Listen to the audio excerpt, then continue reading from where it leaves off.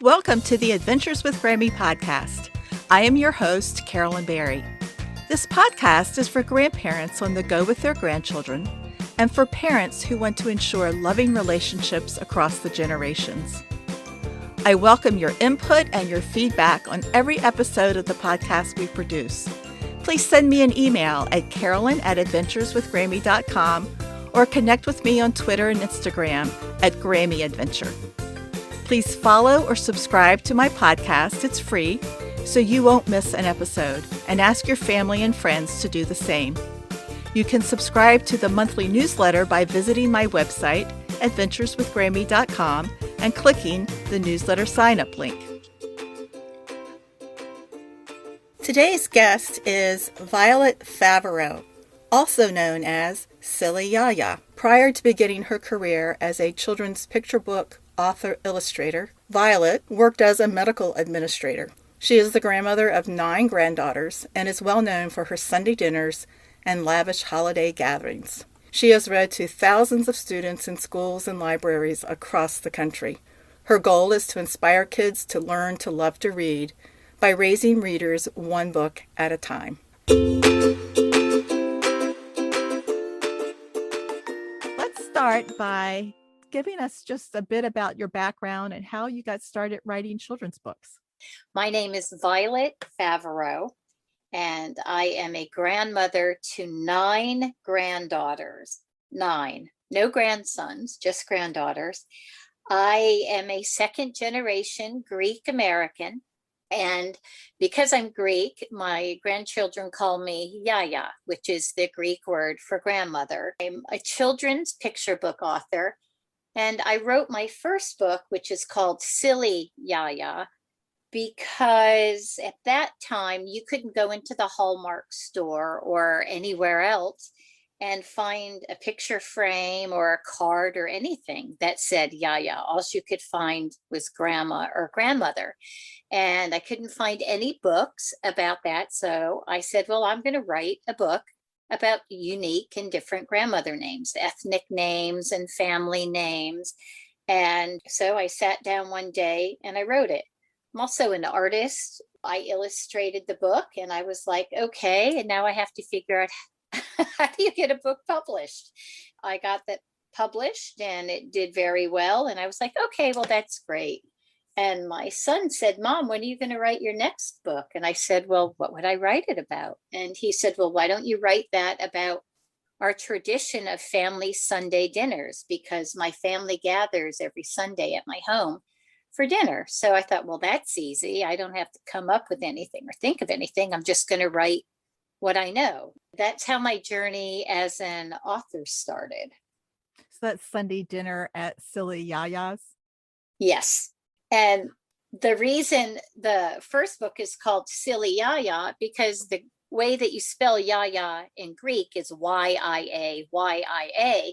But when I first started to write it, when I knew I was going to be a YaYa, it was a little more difficult to write than YAYA. So I just took the I's out. So they started to call me Silly because I changed the spelling. Hence the name Silly YaYa. And just so you know, everyone calls me YaYa. All of my kids' friends, all of my husband's friends, all of my grandkids' friends, everyone calls me YaYa. I'm not sure that anyone knows my name. That's a sweet story. Let's pivot to Pete Comes to America. And this is based on your true story of your family.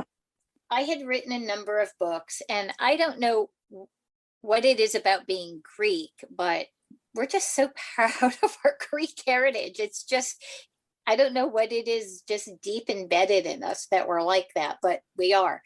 Immigration was a really hot topic a while back, and I think it still is.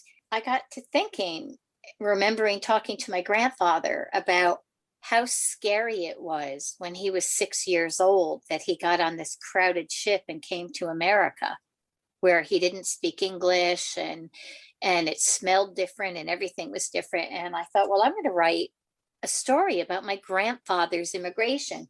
So Pete Comes to America is my family's immigration story.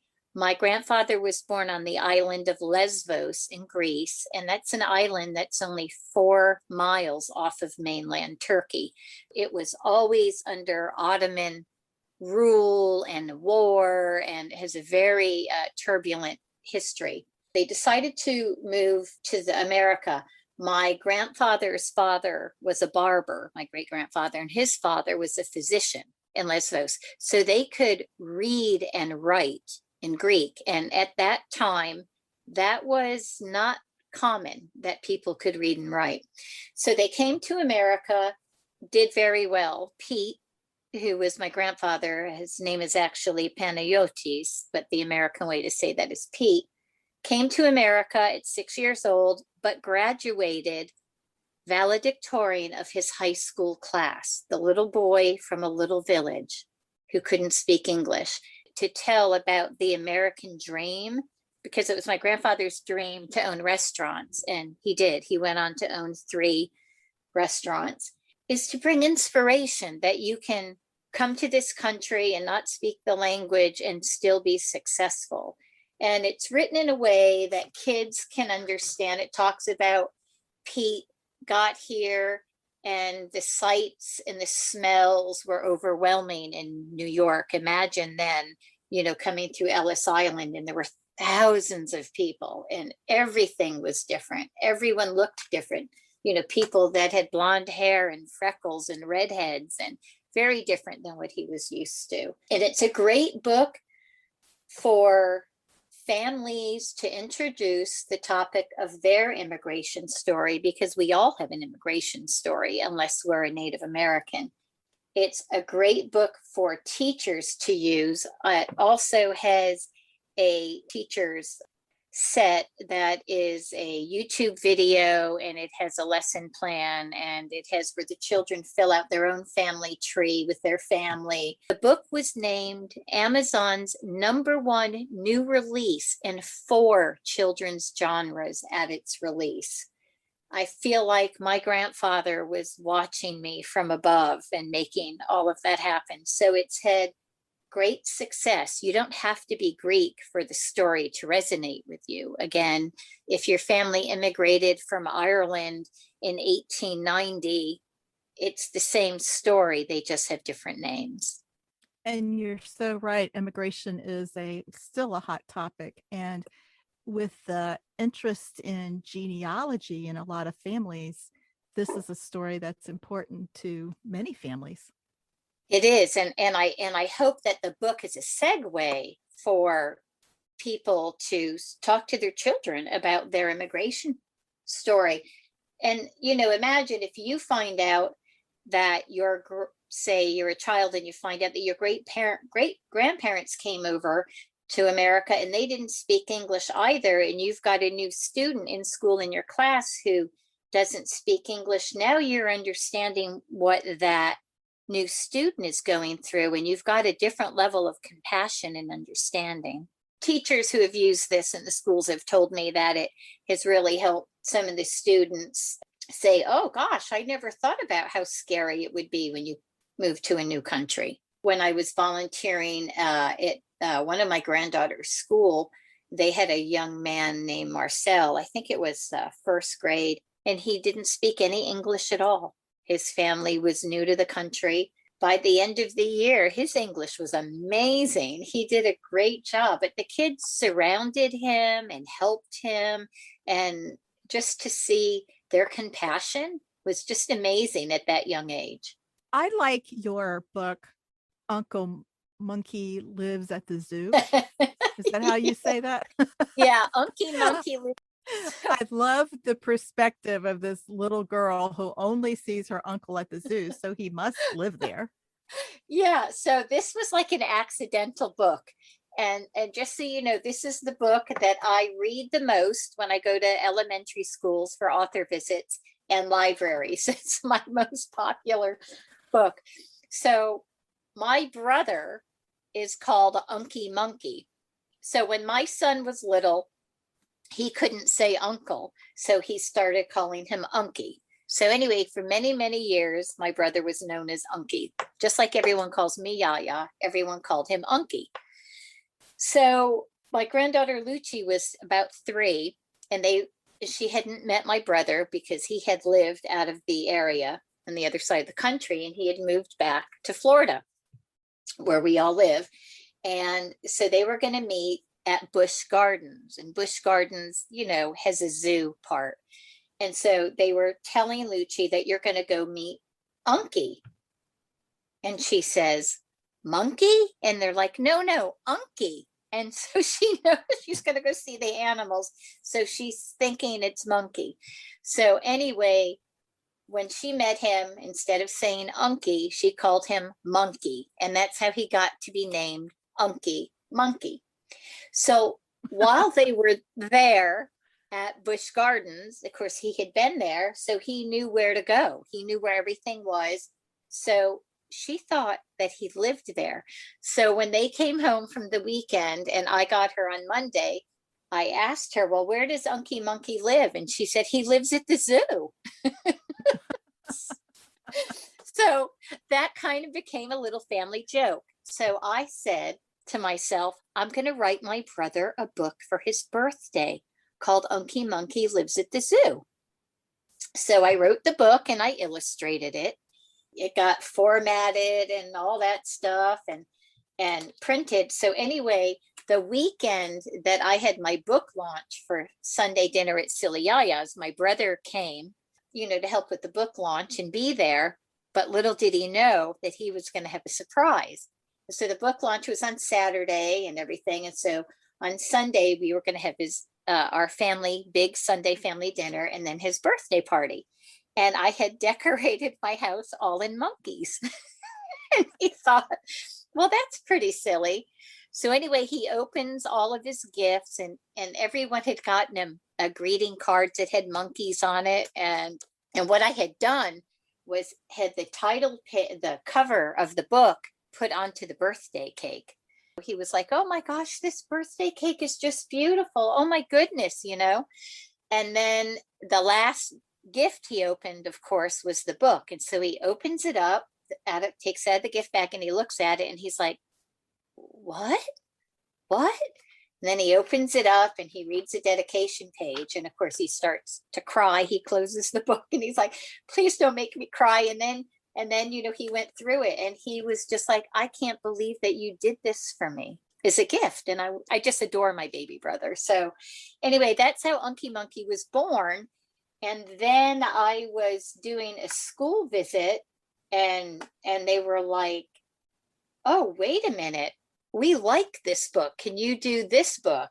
And so it's my most requested book because there's no ending. It's up to the reader, the child, to decide. So what happens is the child is using their critical thinking skills without realizing they're doing that to decide if it's correct or not. And when I do a school visit, I'm crazy. I get down on the floor with the kids. I ask them, does Unky Monkey live at the zoo? I have these big signs I hold up. They say yes or no. And then I have one that says maybe if they can't decide. And we talk about why they said yes or why they said no. And there's just a bunch of silliness. I have a 6-foot tall giraffe cardboard cutout I bring with me. So I've probably read that book to, I don't know, a few thousand kids at elementary school. So that's my accidental, very popular book. And I love how you have so many props that you take with you for the school visit. Yeah, I do. And I have a PowerPoint presentation I do with this. And I ask them, is a zebra have black stripes or white stripes? And then I throw out zebra stuffed animals to the kids in the audience. And then I ask about elephants. I teach them the difference between an Indian elephant and an African elephant.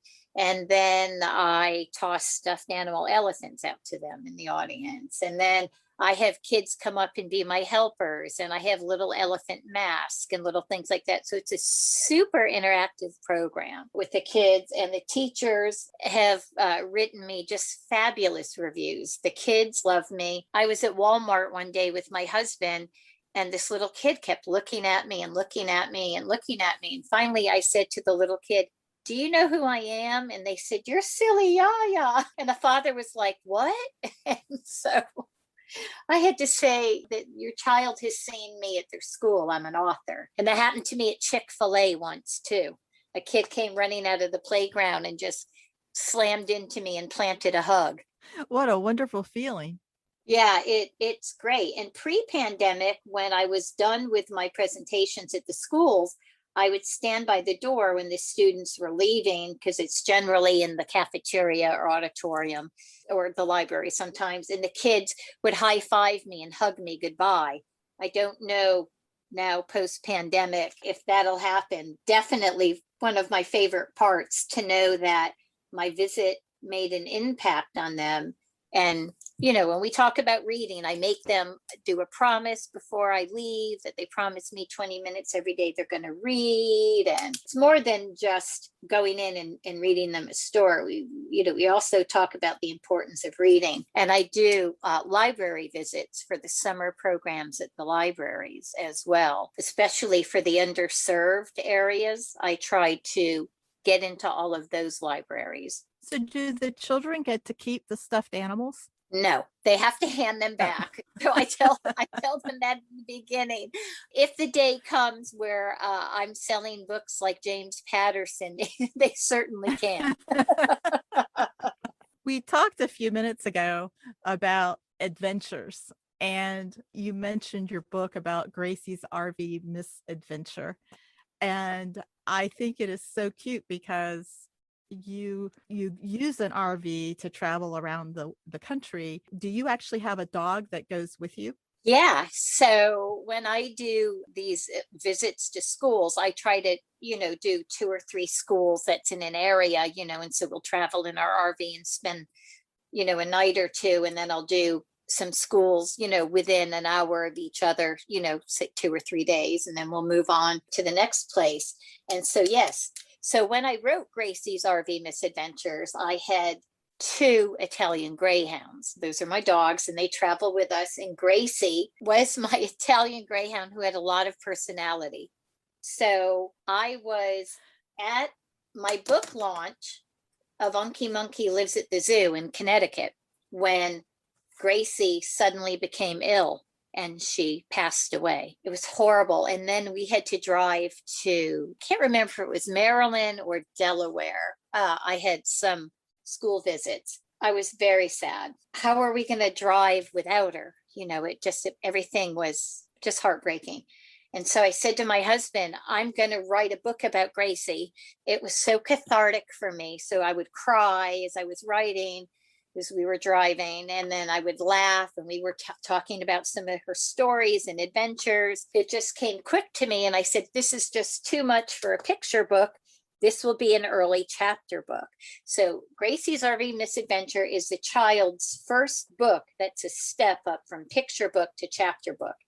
Every page has pictures, but they're in black and white, like a big kid book, because I found, being in the schools and volunteering, that children were picking up chapter books from the library, the school library, that they weren't ready to read yet, but they felt like a big kid. They knew that a book that had black and white pictures and more text was a chapter book and a big kid book. So I said, well, I'm going to write this book that's that transition book. And it's worked out marvelous for that. So anyway, Gracie is a dramatic, hysterical dog in the book, Gracie's RV Misadventure, who goes on a vacation with silly YaYa. And on the last day of the trip, before they're going to head home, Gracie realizes she's lost her blanket, the blanket she can't sleep without. So we all have kids or grandkids who have a blanket or a stuffed animal or something that they can't go anywhere without. So then we know, right, what a tragedy is if you lose that blanket. So Gracie is hysterical and decides that she'll retrace her steps from the RV trip they took around the country to remember where she lost her blanket. Surely that'll work. Maybe, maybe not. The end, Gracie retraces her steps, and so through the book, there are all these things that happen when she's looking for that. They go to caverns, they go to Pennsylvania. In every state they visit, there's a map of the state, and then there's some facts about that state. So the kid doesn't realize they're learning not just geography, but they're learning facts about each state. In Connecticut, it says the oldest public library was founded in 1771 in Connecticut. The first speed limit of 12 miles per hour was set in Connecticut. And Pez candy is made in Connecticut. So they're learning all these little facts. There's repetition. So throughout each chapter, Gracie says, "Where is my blanket?" So there's that repetition for the kids. And Gracie goes to a rodeo. She rides a horse.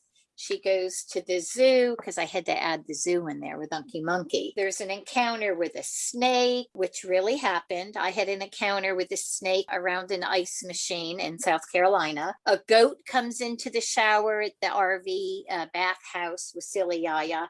That really happened to me. A goat really came into the shower, and I show that the actual picture to the kids because I had my camera with me. I took a picture, and that's all the kids want to know about at the end when I'm done reading Gracie's RV Misadventure. They just want to know about the goat. And so I have to tell them the story, show them the picture. But Gracie's RV Misadventure talks about, you know, kids that are being dramatic, that Gracie's a drama queen. And I asked the kids, do I have any drama queens or kings here in the audience? And the kids know who they are. It talks about having that thing that they love, that they need to go to sleep, and how Gracie became a problem solver when she lost it, how to become a problem solver. And so the book has a lot of lessons and a lot of teaching. But again, the student doesn't know that. And then there's a coloring book, coloring and activity book that goes with that. That's actually a reading comprehension book. It asks questions in the coloring book about the book, Gracie's RV Misadventure. And it has word search and tic-tac-toe and colors and spot the difference and mazes. Gracie went on a chocolate tour at the Hershey chocolate factory, right? So in the coloring book, it says, what state did Gracie eat chocolate in? And it's got that reading comprehension. So the teachers like that book as well. And of course, so do parents, because they get both of them. And then they're like, wow, that, you know, my child really was paying attention when they read the book.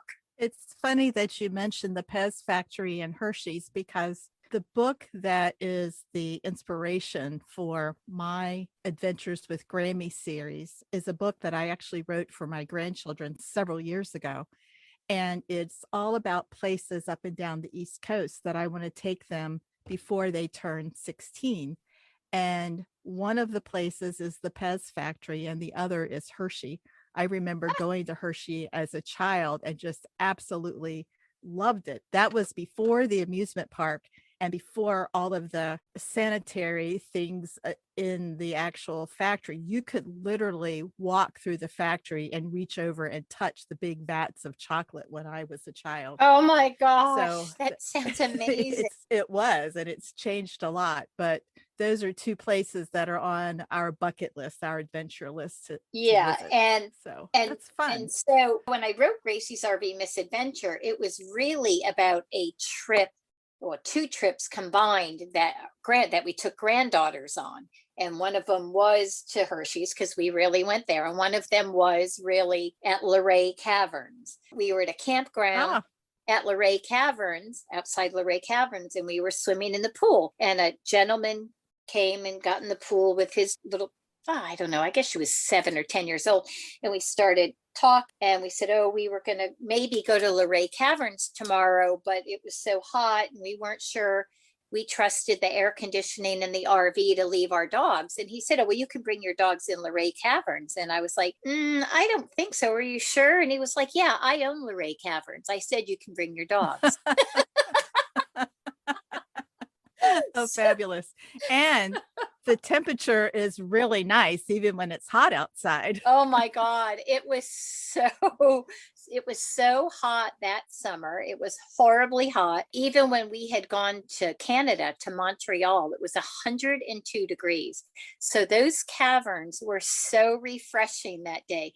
And so we carried Gracie and our other Italian Greyhound, Luna. We carried them in the caverns because he said we could. And sure enough, dogs are allowed if you carry them. So that's in the book too, because people often will ask me, how do you know what to write about? Like, how do you come up with books? And I said, oh, I just write what I know, my life, the truth. It's easy. And that's with the books that I'm writing. It's like we've experienced these places. And so I only write about what we as a family or I've taken my grandchildren to see. And it makes it real because it actually happened. And Yeah. that's one of the things that I like about your book. Thank you. And don't they say fact is stranger than fiction anyway? So, Yes.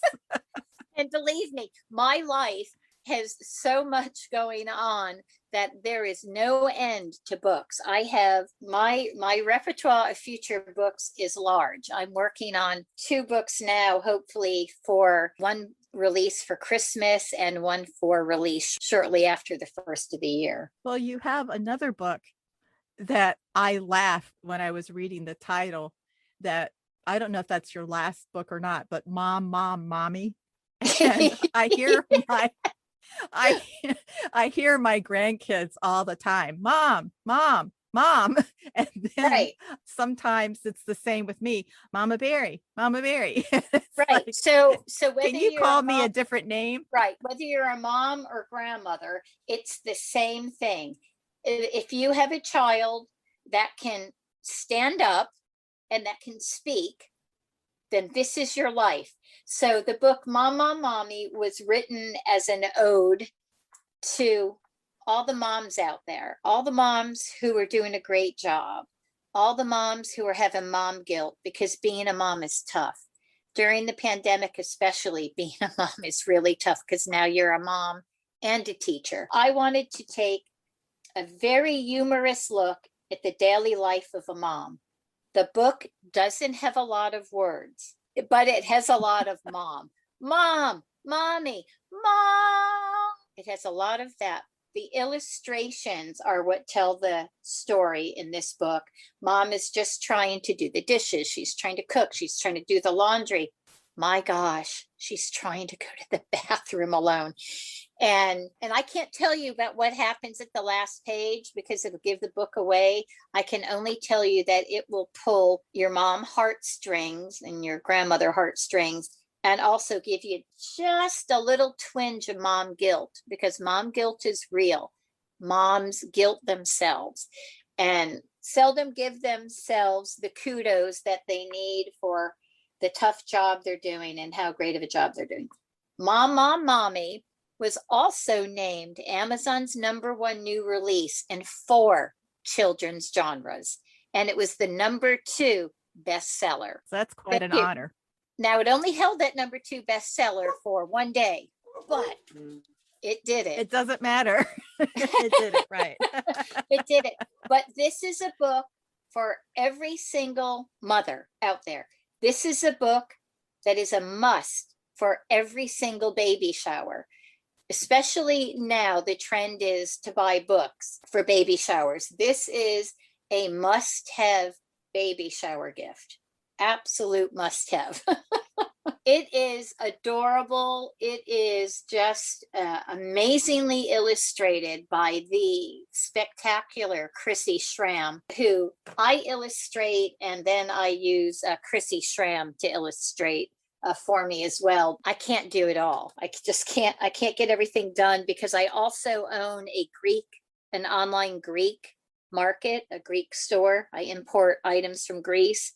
So I just, have a lot going on in life, just being a grandmother and a mother and trying to run my life and writing books and running my store and traveling, just everyday life. I want to talk about one more of your books, and then I'd like to explore some of the traveling that you've done.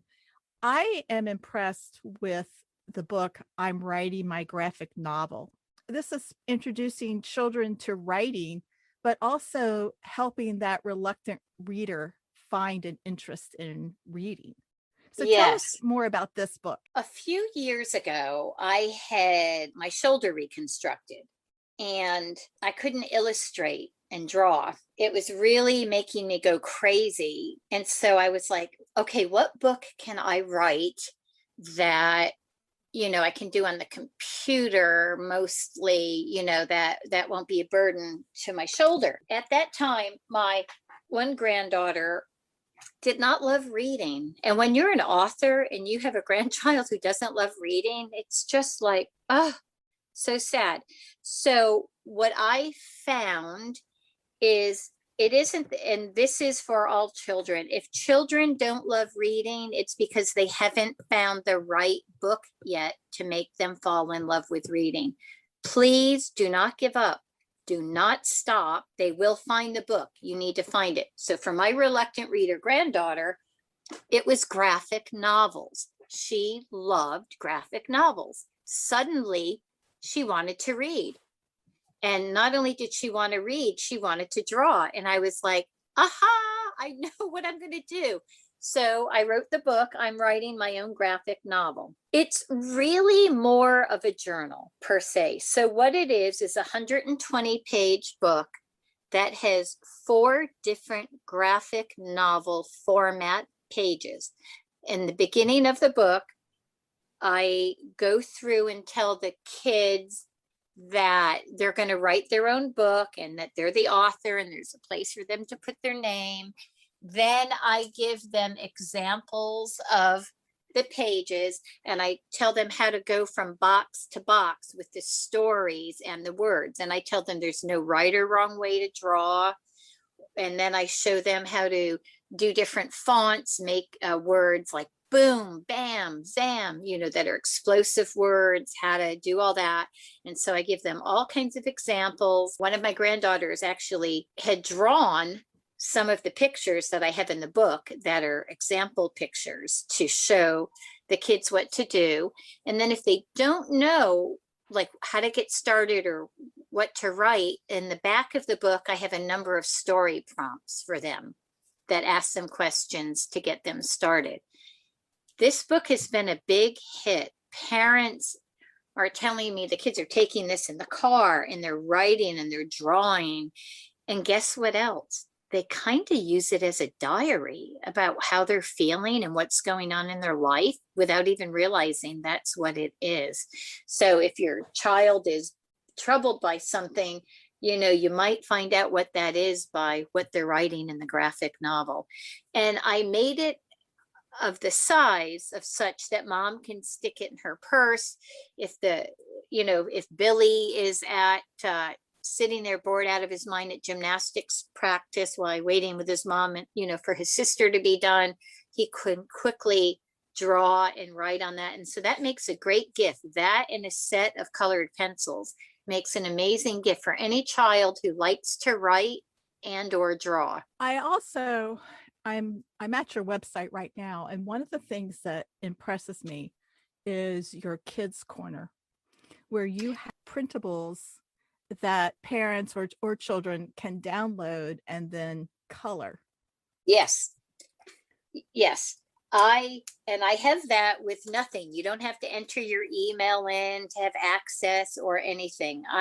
Because I want people to be able to continue that love of reading. And sometimes that's coloring pages that go with the books that they read.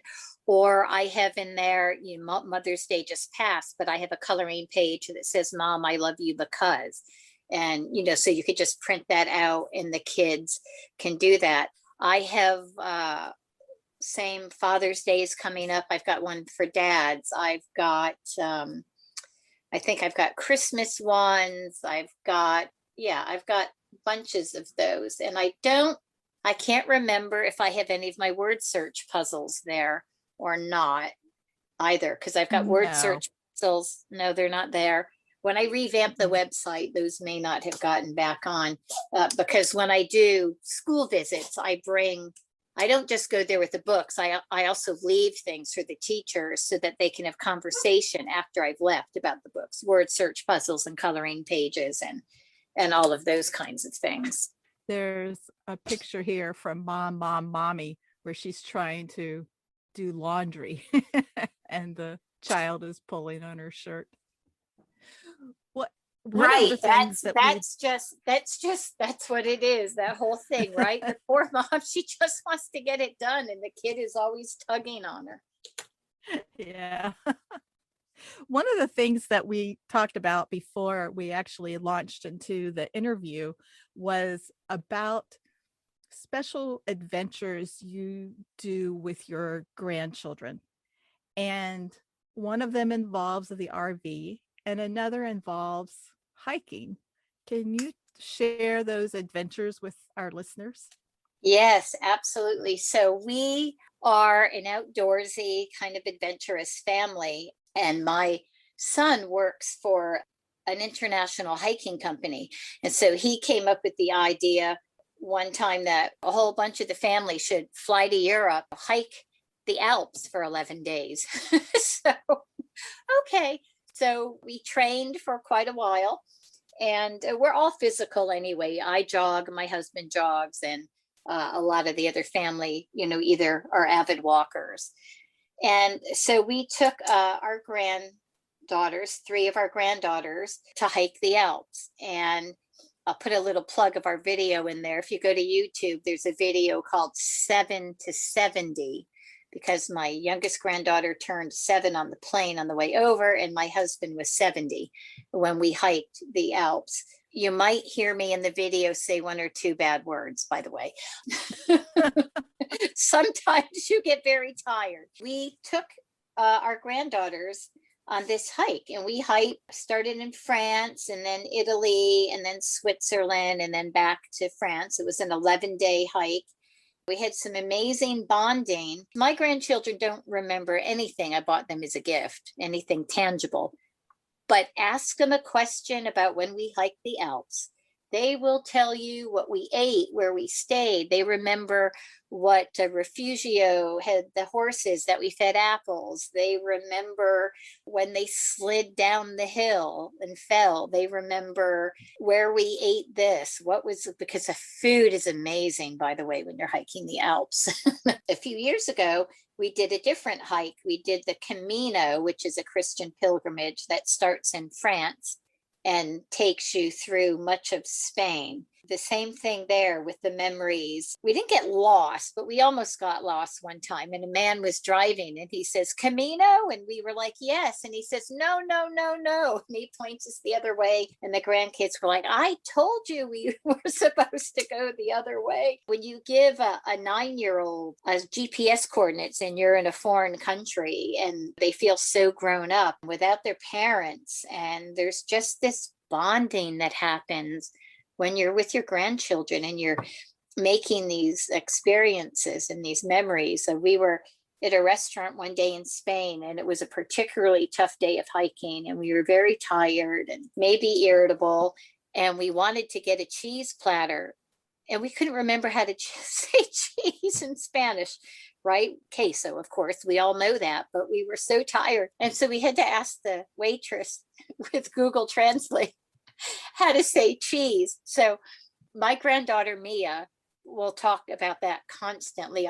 She'll say to me, hey, how do you say cheese if you're in Spain? We have these little inside jokes and things, and that's what happens when you travel with your grandkids. I think it's wonderful. I am a huge advocate of skip generational travel, which means grandparents and grandchildren and parents get to stay home and do what they like. But it's that bonding time with grandchildren that's so precious. Oh my gosh. Yeah, it's amazing. And then for your children to trust you with their children, that speaks volumes as well. It does. And I also think it speaks volumes of how comfortable the grandchildren are with you as the grandparent to be willing to leave the parents behind. We had hiked the Alps, and then I was going to do this Camino hike by myself. And my granddaughter, who was 7 when we hiked the Alps, says, well, I want to do that hike with you. And I was like, you want to go hiking with me? And she was like, yes, I want to go hiking with you. And we were like, it's going to be a long time without mommy and daddy. She's like, I know, I want to go. So my solo hiking trip ended up with 2 of my granddaughters going with me. And it just made it that much better, again, because we've got that memory. I'll probably be taking my last breath, and my granddaughter Mia will be teasing me about how to say queso because you build those memories and you build those stories. It's like nothing else that there is when you have that commonality, things that you've done together of history, of things that happen where you don't have to say anything. You just give each other a look and you start to laugh because you've done something together. You've bonded over something that's a memory that will forever be with them. They don't know what you got them for Christmas 2 years ago, but they can tell you everything about the trip you took. Share with our listeners the story about the 7-year-old having her birthday on the plane, and then the Oh, Frenchman talking yes. about her being a champion. Yes. So my granddaughter, Lucci, who we're talking about, turned 7 years old on the airplane as we were flying to do the Tour de Mont Blanc hike. And Lucci had a really tough beginning. She was born with a congenital heart defect and had to have open heart surgery when she was a baby. For us, her being physically able to do this hike was monumental.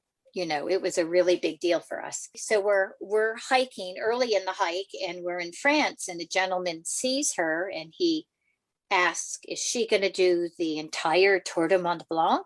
And we said, yes, she is. And he told us that, he believed that she was the youngest child to ever complete the Tour de Mont Blanc. And he called her Champion. When you hike, you get a trail name. So that became her trail name, Champion. And she will still tell you to this day that she's famous because she is champion. And I got goosebumps listening to your story. yeah. And actually, my daughter-in-law recently sent Lucci's heart surgeon pictures of her hiking the Alps and thanking him. Because of him, we were able to have our champion. Those are fabulous memories your granddaughters will cherish forever. I would love for your listeners to be able to find you on the internet and find your books and to know how to contact you. So will you share that information with us? I will. Please? Oh, I would be thrilled. Thank you so much. So you can go to my website, SillyYaYa.com. That is SILLYYAYA.com. You can find me on Facebook and Instagram as well as Silly YaYa.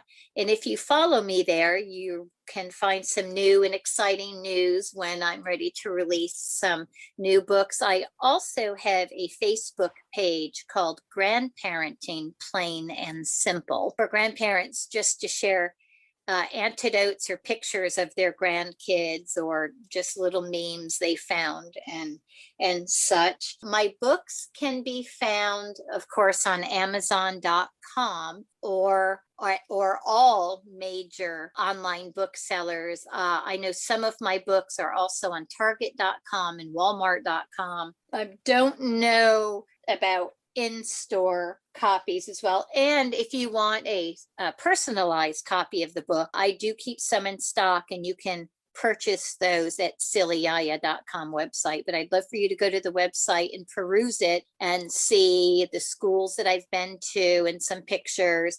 And just go to the page, Kids Corner, and download some of those free printables, especially with summer coming up. You're running out of things for them to color or little crafty things. If you have trouble finding any of the books on Amazon when you type in the name of the book, because if you go to my webpage and go on that book, the link, you click on that and the link will bring you directly to Amazon. But if you're just going in Amazon as it is and you are having problems finding the book, just type in the name of the book and Silly YaYa or my name, Violet Favreau, and that's Favero. I'll have all of the links in the show notes too. So if listeners did not write it all down as you were talking, they can visit the show notes and they can find the information there. I hope you have enjoyed today's episode of the Adventures with Grammy podcast. You will find the links to our guests and the topics we discussed in this episode's show notes. If you would like to be a guest, or if you know someone who would be an awesome guest, please connect with me at Carolyn@adventureswithgrammy.com.